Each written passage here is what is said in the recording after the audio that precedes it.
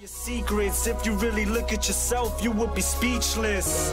What happened to being doctors and teachers?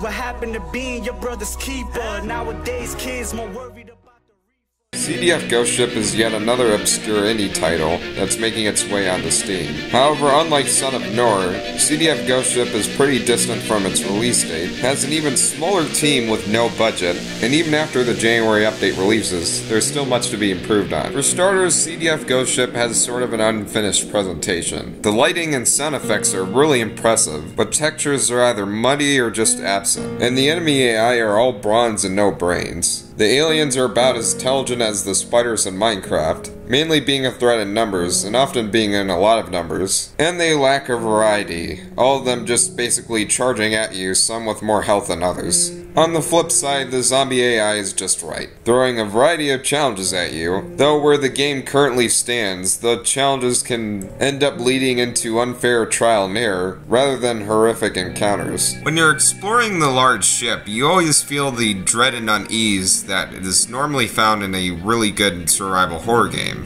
When you get to the enemy encounters, you'll feel the excitement of blasting away with satisfying weapons that all pack that old school FPS excitement. But you'll feel the frustration of how unlikely you are to survive your encounter due to half the time you will be dealing with incredibly large encounters from both front and behind. It came to this point where I was to expect death whenever I come across such a large number of enemies, and the horrifying creatures just quickly turn into annoying pests. The game runs on a passable frame rate, which could be just my computer, except more graphically demanding games like Dead Rising 3 and the Talos Principle ran smoothly, and even Son of Nor when I ran it on Nvidia. Then again, it could just be my computer. While there's certainly plenty of things to go wrong about this game, there's an equally number of right. The setting and exploration one, for example. It's just as fun wandering around the ship as it is using your satisfying arsenal. The ship may be incredibly large, but you don't feel like you're getting lost. That being because of how well organized this ship is. You'll have the idea of knowing where's where and what's what without even needing a map.